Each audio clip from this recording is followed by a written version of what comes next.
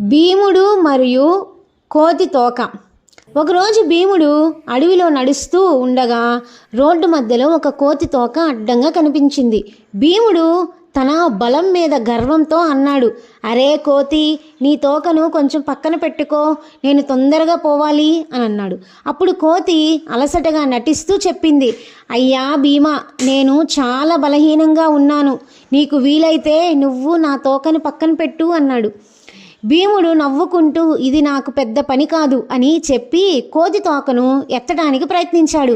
కానీ ఎంత లాగినా, ఎంత బలం పెట్టినా, అతని శక్తి అంతా ఉపయోగించినా తోక ఒక్క అంగుళం కూడా కదలలేదు.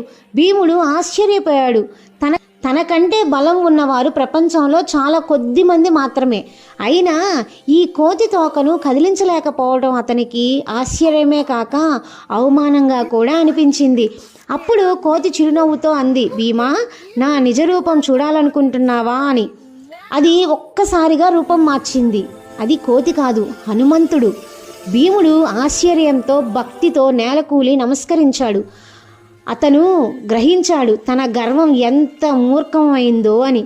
హనుమంతుడు అతనికి ఉపదేశించాడు, ఎంత బలమైన వాడైనా, శక్తివంతులైన వినయం, గౌరవం ఎప్పటికీ విడిచిపెట్టకూడదు. ఈ కథ వల్ల మీరేం నేర్చుకున్నారో కామెంట్ చేయండి. నచ్చితే సబ్స్క్రైబ్ చేసి లైక్ చేయండి.